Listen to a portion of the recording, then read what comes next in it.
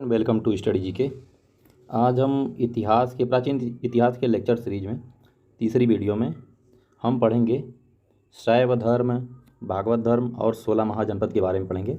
इससे पहले हम प्राचीन इतिहास के इससे पहले चैप्टर में या वीडियो में दो वीडियो में हम देख चुके हैं सिंधु घाटी सभ्यता, वैदिक सभ्यता, हड़प्पा सभ्यता, उसके बाद जैन धर्म, बौद्ध धर्म आदि के बारे में हमने पढ़ चुके हैं।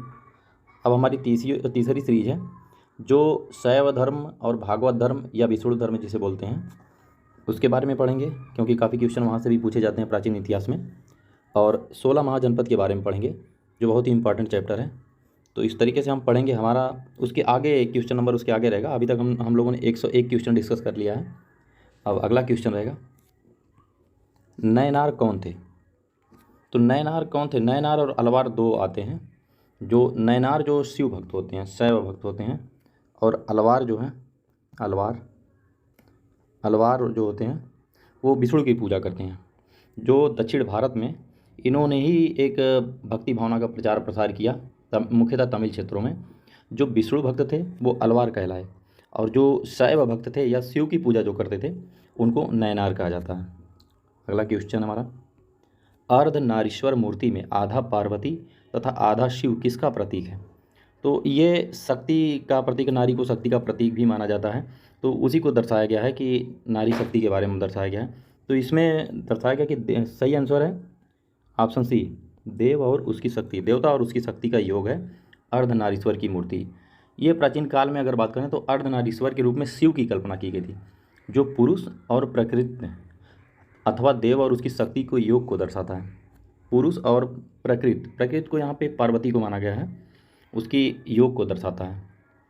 ये गुप्त युग में विशेष रूप से मिलती थी ये मूर्तियाँ जो हैं अर्धनारीश्वर की, ये गुप्त युग में विशेष रूप से मिली हुई हैं।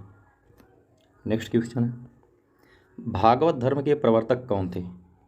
तो भागवत धर्म के प्रवर्तक थे कृष्ण, श्री कृष्ण भागवत धर्म के प्रवर्तक थे। ये वृषणी वंशी कृष्ण थे, या उनको वासुदेव पुत्र कहा जाता है, और छंदोग्य उपनिषद में उन्हें देवकी पुत्र कहा गया है, तथा घोर अंगिरस का शिष्य बताया गया है। घोर अंगिरस का शिष्य बताया गया है। नेक्स्ट क्वेश्चन है, भागवत संप्रदाय के विकास में निम्न में से किसका सर्वाधिक योगदान है? तो भागवत अगर संप्रदाय के विकास में अगर सर्वाधिक योगदान की बात करें तो उसमें गुप्तों का सर्वाधिक योगदान है। इसका सही आंसर होगा गुप्तों का, आंसर ए। इसमें देखते हैं कि जो गुप्त शासक थे वो परम भागवत की उपाधि भी धारण करते थे। परम भागवत की उपाधि भी धारण करते थे कौन? गुप्त शासक।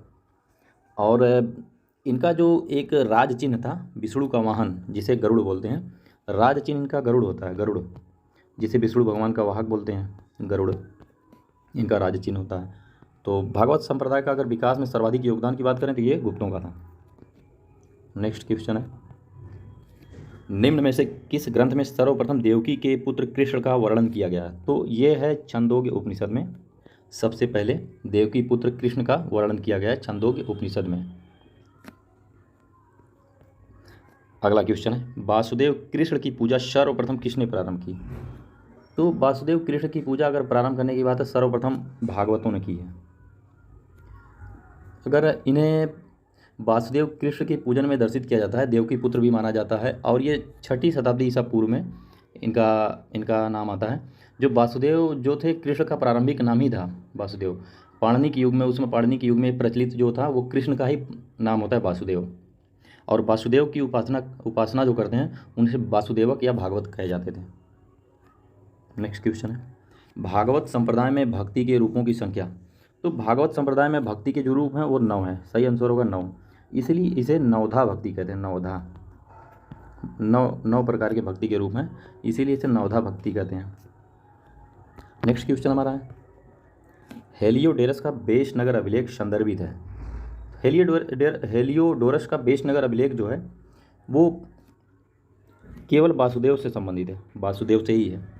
ये विदिशा, बेशनगर जिसको विदिशा बोलते हैं, इससे यह पता चलता है कि तक्षशिला का यवन राजदूत जो होता है हेलियोडोरस, वो भागवत धर्म को ग्रहण करता है। इस और इसी स्तंभ की स्थापना करवाता है जो बेसनगर में है, हेलियोडोरस का। और उसमें खुद को, हेलियोडोरस को अगर कहें तो भागवत वासुदेव को देवदेवस या देवता का, देवों का देवता कहता है। नेक्स्ट क्वेश्चन है, भागवत धर्म से संबंधित प्राचीनतम अभिलेखीय साक्ष्य है। तो भागवत धर्म से अगर संबंधित देखें तो प्राचीनतम अभिलेखीय साक्ष्य देखें तो वो है बेसनगर का गरुड़ स्तंभ, हेलियोडोरस का बेसनगर का गरुड़ स्तंभ बोलते हैं, या हेलियोडोरस का बेसनगर अभिलेख है। अगला क्वेश्चन है, भागवत धर्म का ज्ञात सर्वप्रथम अभिलेखीय साक्ष्य है। तो वही है बेसनगर का गरुड़ स्तंभ या हेलियोडोरस का स्तंभ, बेसनगर का एक ही चीज़ है। नेक्स्ट क्वेश्चन है, बेसनगर का हेलियोडोरस कहाँ का निवासी था। तो अभी हम लोगों ने देखा कि ये तक्षशिला का निवासी था। कहाँ का? तक्षशिला। सही answer B, option B. Vishnu के किस अवतार को सागर से पृथ्वी का उद्धार करते हुए अंकित किया गया है। तो सागर से पृथ्वी का उद्धार करते हुए अंकित किया गया यह अवतार है वराह, वराह अवतार है, वराह। नेक्स्ट क्वेश्चन है, भारत में आस्तिक और नास्तिक संप्रदायों में कौन सा विभेदक लक्षण है। तो अगर हम भारत की बात करें तो हमारे यहाँ आस्तिक संप्रदाय वो होते हैं जो वेदों की प्रामाणिकता में विश्वास रखते हैं, वो आस्तिक होते हैं। पर जो वेदों की प्रामाणिकता में विश्वास नहीं रखते हैं उसे नास्तिक कहा जाता है। इसलिए हमारा सही आंसर है वेदों की प्रामाणिकता में आस्था। तो सही आंसर है ऑप्शन सी। नेक्स्ट क्वेश्चन है, वह प्राचीन स्थल जहाँ 60,000 मुनियों की सभा में संपूर्ण महाभारत कथा का वाचन किया गया था। बहुत फेमस है, नैमिषारण्य है। ये यूपी के सीतापुर डिस्ट्रिक्ट में पड़ता है, सीतापुर जिले में पड़ता है नैमिषारण्य। रामायण के किस खंड में या किस कांड में राम और हनुमान की पहली भेंट का वर्णन है। तो ये इसका सही आंसर है किष्किंधा कांड में है। अगर रामायण की बात करें तो ये संस्कृत भाषा में एक रचा गया काव्य है, संस्कृत भाषा में। और इसमें सब 7 कांड हैं, 7 कांड या अध्याय 7 हैं। इसमें जो चौथा कांड है जिसका नाम है, या चौथा अध्याय जिसका नाम है किष्किंधा कांड, इसमें राम और हनुमान की पहली भेंट का वर्णन है। तो सही आंसर है ऑप्शन है किष्किंधा कांड। अगला क्वेश्चन, कालिका पुराण किस धर्म से संबंधित है। तो कालिका पुराण है शाक्त धर्म से, शाक्त धर्म से। सही आंसर है ऑप्शन बी, शाक्त। पुरी में रथ यात्रा किसके सम्मान में निकाली जाती है। तो पुरी में रथ यात्रा ऑप्शन बी सही होगा, भगवान जगन्नाथ के सम्मान में निकाली जाती है। और ये उड़ीसा राज्य में, उड़ीसा राज्य में पुरी नामक स्थान पे, पुरी जिला है वहाँ पे ये निकाला जाता है, जिसमें जगन्नाथ जो कृष्ण को माना जाता है, भगवान कृष्ण को जगन्नाथ माना जाता है, बलराम और सुभद्रा के सम्मान में एक रथ यात्रा निकाली जाती है। कब निकाली जाती है? हर साल आषाढ़ माह के शुक्ल पक्ष में। अगला क्वेश्चन है, नासिक में कुंभ मेला किस नदी के तट पर लगता है। तो नासिक में कुंभ मेला लगता है गोदावरी नदी के तट पे, क्योंकि नासिक में गोदावरी नदी है, उसी के तट पे लगता है। अगला क्वेश्चन है, भारत के प्राचीनतम सिक्के हैं। तो भारत के जो प्राचीनतम सिक्के प्राप्त हुए हैं वो चांदी के थे। सबसे पहले जो प्राचीनतम सिक्के, जिसे आहत या पंचमार्क सिक्के कहते हैं, वो चांदी का बना होता है, जिसके ऊपर ठप्पा लगाकर एक निशान बनाया जाता है। इसीलिए इन्हें आहत या पंचमार्क कॉइन या पंचमार्क सिक्के बोलते हैं। तो ये चांदी के बने होते हैं। अगला क्वेश्चन है, निम्नलिखित में से कौन सा सही सुमेलित नहीं है। अंग, चंपा, कौशल, अहिछत्र, वत्स, कौशाम्बी, मत्स्य, विराटनगर। तो इसमें सही सुमेलित बी नहीं है। इसमें जो सही सुमेलित नहीं है, इसका सही आंसर होगा बी, क्योंकि कौशल की श्रावस्ती है। काम्पिल्य जो है, पांचाल की राजधानी जो होती है वो अहिछत्र होती है, और कौशल की श्रावस्ती होती है, श्रावस्ती, कौशल की श्रावस्ती और साकेत ये कौशल का है।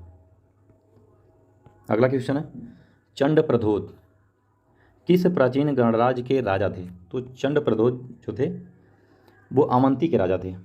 जो अवंती महाजनपद था 6ठी शताब्दी ईसा पूर्व में, वहाँ के चंड प्रद्योत राजा थे। और ये बुद्ध काल में अवंती की राजधानी जो थी वो उज्जैन थी, उज्जैन अवंती की राजधानी उज्जैन थी। बिंबिसार का जब समय होता है तो जब मगध का राजा बिंबिसार रहता है तो चंड प्रद्योत और बिंबिसार दोनों के संबंध बहुत ही मैत्रीपूर्ण रहते हैं। एक बार चंड प्रद्योत को बीमार हो जाता है तो बिंबिसार ने अपना एक वैद्य जो है जीवक, एक राज वैद्य जीवक होता है, जीवक, उसको चंड प्रद्योत के इलाज के लिए कहाँ भेजता है? अवंती भेजता है। अगला क्वेश्चन, अभिलेखीय साक्ष्य से प्रकट होता है कि नंद राजा के आदेश से एक नहर खोदी गई थी। तो एक अभिलेख है, उसे पता चलता है कि जो नंद राजा के द्वारा या उसी के आदेश से एक नहर खोदी गई थी। कहाँ? वो कलिंग में। कलिंग में क्या है? एक नहर खोदी गई थी। और ये अभिलेख कौन सा है? ये हाथी गुम्फा का अभिलेख है। हाथी गुम्फा, हाथी गुम्फा के अभिलेख में ये मिलता है। उज्जैन का प्राचीन काल में नाम क्या था? तो उज्जैन का प्राचीन काल में नाम जो अवंतिका है। अवंतिका, ये अवंतिका या उज्जैन पड़ता कहाँ? एमपी में पड़ता है, मालवा संभाग है, मालवा रीजन में, एमपी के मालवा रीजन में ये पड़ता है उज्जैन। 16 महाजनपदों में से ये भी एक था। और इसकी भी अवंती की भी 2 राजधानी थी। उत्तरी अवंती की राजधानी उज्जैन रहती है और दक्षिणी अवंती की राजधानी माहिष्मती रहती है। दक्षिणी अवंती की राजधानी को माहिष्मती कहते हैं और आज अवंती को ही अवंतिका कहते हैं। अगला क्वेश्चन है, पाटलिपुत्र के संस्थापक कौन थे? तो पाटलिपुत्र के संस्थापक थे उदयन। पाटलिपुत्र के संस्थापक उदयन हैं। इससे पहले मगध की राजधानी जो होती है वो राजगीर रहती है, या गिरिव्रज या राजगीर रहती है, लेकिन बाद में उदयन के काल में इसे पाटलिपुत्र में ट्रांसफ़र करते हैं, स्थानांतरित करते हैं। अगला क्वेश्चन है, पाटलिपुत्र को किस शासक ने सर्वप्रथम अपनी राजधानी बनाया? तो पाटलिपुत्र को सबसे पहले कौन सा शासक अपनी राजधानी बनाता है? तो सबसे पहले बनाते हैं चंद्रगुप्त मौर्य, क्योंकि उदयन इस ऑप्शन में नहीं है इसलिए चंद्रगुप्त मौर्य होगा पाटलिपुत्र को राजधानी बनाने वाले, चंद्रगुप्त मौर्य। अगला क्वेश्चन है, उदयन वासदत्ता की दंतकथा संबंधित है। तो उदयन वासदत्ता की जो दंतकथा है वो उज्जैन से संबंधित है, उज्जैन से। इसमें जो वत्स नरेश होता है, वत्स जिसकी राजधानी कौशाम्बी है, वत्स नरेश उदयन होता है, और चंड प्रद्योत की पुत्री वासदत्ता होती है। उन दोनों के प्रेम कथा का वर्णन है उदयन वासदत्ता में। यह स्वप्न वासदत्ता जो एक महाकवि भास ने लिखी है, महाकवि भास, स्वप्न वासदत्ता, उसमें उदयन और वासदत्ता जो होती है वो चंड प्रद्योत की पुत्री होती है, उसके प्रेम कथा का वर्णन है। उदयन और वासदत्ता की दंत कथा जो है संबंधित है, दंत कथा है ये। अगला क्वेश्चन है, मगध का उत्कर्ष किस शताब्दी में हुआ था? अगर हम मगध की बात करें तो इसका उत्कर्ष जो हुआ था वो 6वीं शताब्दी ईसा पूर्व में हुआ था। सही आंसर है ऑप्शन है 6वीं शताब्दी ईसा पूर्व मगध का। और मगध का वास्तविक संस्थापक जो है, मगध साम्राज्य का जो वास्तविक संस्थापक होता है वो राजा बिम्बिसार होता है। कब करता है? लगभग 544 से। वह हर्यक वंश का होता है राजा बिम्बिसार, हर्यक वंश, और मगध साम्राज्य की स्थापना करता है 544 से 492 ईसा पूर्व में। अगला क्वेश्चन है, निम्नलिखित में से कौन सा एक ईसा पूर्व 6वीं शताब्दी में प्रारंभ में भारत का सर्वाधिक शक्तिशाली नगर राज्य था? अगर तो 6वीं शताब्दी ईसा पूर्व में बात करें तो इसका मतलब 16 महाजनपद की बात हो रही है, 16 महाजनपदों की बात हो रही है। उसमें सबसे ज़्यादा शक्तिशाली कौन था? तो उसमें सबसे ज़्यादा शक्तिशाली था मगध। उसमें सबसे ज़्यादा शक्तिशाली जो था, पावरफुल था, वो है मगध। विश्व का पहला गणतंत्र वैशाली में किसके द्वारा स्थापित किया गया था? तो अगर देखें विश्व का पहला गणतंत्र जो स्थापित किया गया था वो वैशाली के लिच्छवियों द्वारा स्थापित किया गया था। सही ऑप्शन है डी, वैशाली के लिच्छवियों द्वारा। और अगर देखें तो बुद्ध काल में ये सबसे बड़ा या सबसे शक्तिशाली गणराज्य भी था और लिच्छवी वज्जी संघ में सर्वप्रमुख थे। अगला क्वेश्चन है, ईसा पूर्व 6वीं सदी में विश्व की प्रथम गणतंत्रात्मक व्यवस्था कहाँ थी? तो अगर 6वीं शताब्दी ईसा पूर्व में देखेंगे तो विश्व प्रथम गणतंत्रात्मक व्यवस्था कहाँ थी? तो वो थी वैशाली में, वैशाली। नेक्स्ट क्वेश्चन है, 6वीं शताब्दी ईसा पूर्व 16 महाजनपदों के विषय में निम्नलिखित में से किस बौद्ध ग्रंथ में सूचना मिलती है?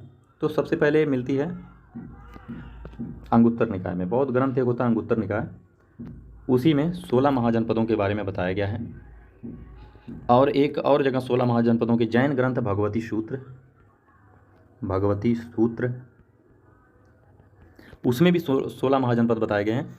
लगभग इसमें 16 महाजनपद वही हैं, बस कुछ जनपदों के नाम चेंज हैं या नाम परिवर्तित हैं उसमें। नेक्स्ट क्वेश्चन है, महाभारत के अनुसार उत्तरी पांचाल की राजधानी स्थित थी। तो उत्तरी पांचाल की 2 राजधानियाँ थीं, एक उत्तरी पांचाल एक दक्षिणी पांचाल होता है, तो उसकी 2 राजधानियाँ। तो उत्तरी पांचाल की राजधानी अहिछत्र थी, ऑप्शन ए सही है। और अगर दक्षिणी पांचाल की राजधानी पूछें तो काम्पिल्य थी। काम्पिल्य पांचाल जो है 2 राज्यों में विभक्त था, 2 भागों में, उत्तरी पांचाल और दक्षिणी पांचाल। उत्तरी पांचाल की राजधानी अहिछत्र में थी और दक्षिणी पांचाल की राजधानी काम्पिल्य में थी। अगला क्वेश्चन है, 16 महाजनपदों में से निम्नलिखित में से मथुरा किसकी राजधानी थी? तो अगर 16 महाजनपद की बात करें तो मथुरा सूरसेन की राजधानी थी। मथुरा सूरसेन की राजधानी, जो 16 महाजनपद उसमें एक सूरसेन था, उसकी राजधानी मथुरा थी। नेक्स्ट क्वेश्चन है, चंपा किस महाजनपद की राजधानी थी? तो चंपा थी अंग की। मगध की रहती है गिरिव्रज या राजगीर। कौशल की श्रावस्ती रहती है। अगला क्वेश्चन है, 6ठी शताब्दी ईसा पूर्व में शुक्तिमती राजधानी थी। तो अगर 6ठी शताब्दी ईसा पूर्व की बात करें तो शुक्तिमती राजधानी होती है चेदी वंश की। जो चेदी है, चेदी वंश, उसकी राजधानी होती है शुक्तिमती। ये जो आधुनिक बुंदेलखंड आज है वही एरिया ये पड़ता है, चेदी राजवंश की वही है चेदी महाजनपद। पहले उसका नाम एक सोथीवती भी मिलता है, उसकी राजधानी सोथीवती, उसे ही शुक्तिमती कहते हैं। सोथीवती उसी को ही शुक्तिमती कहते हैं। नेक्स्ट क्वेश्चन है, निम्न प्राचीन महाजनपदों में से कौन सा उत्तर प्रदेश में नहीं है? इंपॉर्टेंट है, उत्तर प्रदेश में कौन नहीं है? तो पांचाल जो रुहेलखंड एरिया है, कुरु हस्तिनापुर और मेरठ का एरिया है, ये भी उत्तर प्रदेश में है, और ये भी बरेली और रुहेलखंड एरिया जो है, और चेदी ये बुंदेलखंड, ये भी उत्तर प्रदेश में। लेकिन मगध नहीं है, तो सही आंसर हमारा है मगध ये उत्तर प्रदेश में नहीं है, ये बिहार में था। अगला क्वेश्चन है, गोदावरी नदी के तट पर स्थित महाजनपद था। तो गोदावरी नदी के अगर तट की बात करें तो वहाँ वो जो महाजनपद है वो था अस्मक महाजनपद। ये गोदावरी नदी के तट पे होता है। इसी की राजधानी पैठन है, पैठन या पोतन। ये दक्षिण भारत में एकमात्र महाजनपद था 16 महाजनपद में, यही अस्मक था, या इसे अस्सक भी कहा जाता है, अस्सक। अगला क्वेश्चन है, 6ठी शताब्दी ईसा पूर्व का मत्स्य महाजनपद कहाँ स्थित था? तो मत्स्य महाजनपद की राजधानी है विराटनगर थी, और ये राजस्थान में पड़ता है, राजस्थान में। अगला क्वेश्चन है, मगध की राजधानी कौन सी थी? तो मगध की राजधानी गिरिव्रज थी। गिरिव्रज सही आंसर है, गिरिव्रज या राजगिरी बोलते हैं। प्राचीन श्रावस्ती का नगर विन्यास किस आकृति का था? तो प्राचीन श्रावस्ती की पहचान जो है अलेक्जेंडर कनिंघम, जो यहाँ के पुरातत्ववेत्ता थे, जो भारतीय पुरातत्वविद जो थे, और जनक, यहाँ पुरातत्व के जनक, यहाँ भारतीय पुरातत्व के जनक कहे जाते हैं कौन? Alexander Cunningham. 1861 ईस्वी में उन्होंने इसकी खोज की थी, और ये उत्तर प्रदेश में है, ये गोंडा के निकट पड़ता है, गोंडा के निकट श्रावस्ती। इसका उन्होंने बताया कि ये इसका जो नगर का जो विन्यास है वो अर्धचंद्राकार था, आधे चांद के आकार का अर्धचंद्राकार था। अगला क्वेश्चन, मगध के किस प्रारंभिक शासक ने राज्यारोहण के लिए अपने पिता की हत्या की? वह स्वयं इसी कारणवश अपने पुत्र द्वारा मारा गया था। तो इसका सही आंसर है अजातशत्रु, ऑप्शन ए अजातशत्रु। अजातशत्रु भी अपने पिता बिम्बिसार को मारता है, बिम्बिसार को मार के ही या उसकी हत्या करके राजगद्दी पर बैठता है, और इसका शासनकाल होता है 492 से 460 ईसा पूर्व, 460 ईसा पूर्व। और इसकी भी हत्या इसके पुत्र द्वारा इसकी भी हत्या की जाती है। उदयन के, इसका पुत्र उदयन होता है, उसके द्वारा इसकी भी हत्या की जाती है। तो इसीलिए कहा गया है कि पहले तो वो अपने पिता की हत्या करता है और फिर अपने पुत्र द्वारा खुद मारा जाता है। तो यह है अजातशत्रु। अजातशत्रु किस वंश का शासक था? तो अजातशत्रु हर्यक वंश का शासक था। हर्यक वंश का शासक होता है अजातशत्रु। और ये अजातशत्रु बैठता है राजगद्दी पर मगध के 492 ईसा पूर्व से लेके 460 ईसा पूर्व। राजकुमार जो अपने पिता की मृत्यु के कारण के लिए उत्तरदायी था, तो ये भी अजातशत्रु ही है, क्योंकि अपने पिता बिम्बिसार को इसने मारकर राजगद्दी पर बैठा था। फिर इसको मारकर इसका बेटा उदयन बैठता है राजगद्दी पर, उदयन। अगला क्वेश्चन है, किसने मगध साम्राज्य में वज्जी गणसंघ को हराकर आत्मसात किया? तो मगध साम्राज्य में मतलब कहने का है कि वज्जी गणसंघ को मिला लिया। तो ये है अजातशत्रु। अजातशत्रु नाम से ही शत्रु है, अजातशत्रु। इसका सही आंसर है अजातशत्रु। अगला क्वेश्चन है, मालवा क्षेत्र पर मगध की सत्ता का विस्तार निम्न में से किसके शासनकाल में हुआ था? मालवा क्षेत्र पर, तो ये है शिशुनाग वंश के द्वारा, शिशुनाग के द्वारा। मालवा क्षेत्र पर जो मगध का विस्तार जो हुआ था मालवा क्षेत्र पर, यह है शिशुनाग के द्वारा, शिशुनाग के शासनकाल में हुआ था। अगला क्वेश्चन है, मगध में नंद वंश का संस्थापक कौन था?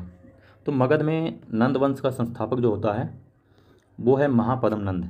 नंद वंश का जो संस्थापक होता है वो महापद्म नंद रहता है, महापद्म नंद।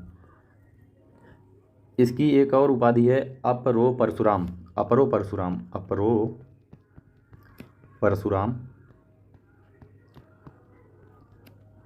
महापद्म नंद। फिर अंतिम शासक जो घनानंद होता है, चाणक्य की सहायता से चंद्रगुप्त ने उसकी हत्या करके फिर मगध पे अपना अधिकार कर लेता है। नंद वंश के बाद आता है मौर्य वंश। अगला क्वेश्चन है, मगध का कौन सा सम्राट अपरो परशुराम के नाम से जाना जाता है? तो ये है महापद्म नंद को जानते हैं, जो नंद वंश का संस्थापक होता है, महापद्म नंद। अगला क्वेश्चन है, नंद वंश के पश्चात मगध पर किस राजवंश ने शासन किया? तो नंद वंश के बाद अगर हम बात करें तो मगध पर शासन करने वाला वो मौर्य वंश है, मौर्य वंश। अगर राजवंशों की बात करें, इसमें मौर्य वंश आता है नंद वंश के बाद। मौर्य वंश के बाद आता है शुंग वंश। मौर्य वंश का शासनकाल चलता है 321 से 184 ईसा पूर्व तक। 321 से 184 ईसा पूर्व तक। और इसके बाद आता है शुंग काल, शुंग वंश, जो 184 से 184 ईसा पूर्व से 75 ईसा पूर्व तक चलता है। अगला क्वेश्चन है, राजा नंद का उल्लेख करने वाला अभिलेखीय प्रमाण है? तो राजा नंद का उल्लेख करने वाला जो अभिलेखीय प्रमाण है वो खारवेल का हाथी गुम्फा का अभिलेख है। इसका सही आंसर है खारवेल का हाथी गुम्फा का अभिलेख। अगर कलिंग के जो चेदी राजवंश, कलिंग का सबसे प्रतापी जो राजा होता है खारवेल था, और इसके विषय में अगर जानकारी अगर प्रमुख रूप से देखें तो वो हाथी गुम्फा का अभिलेख है। उसी में हाथी गुम्फा के अभिलेख में ही राजा नंद का उल्लेख भी मिलता है। और यही जो है कलिंग में नहरों की जो खुदाई वाला अभिलेख जो है, जो नहरों की जानकारी देता है, यही है खारवेल का हाथी गुम्फा का अभिलेख। अगला क्वेश्चन है, निम्नलिखित मगध राजवंशों में काल क्रमानुसार सबसे पहले कौन आया? तो अगर इन राजवंशों में देखें तो सबसे पहले आता है हर्यक वंश। हर्यक वंश आता है जिसमें बिम्बिसार संस्थापक होता है, हर्यक वंश। ये आता है 544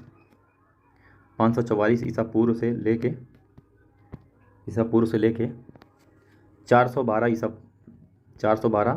ईसा पूर्व तक रहता है, 412 ईसा पूर्व तक। फिर आता है नंद वंश का काल होता है 344 से 321 ईसा पूर्व तक।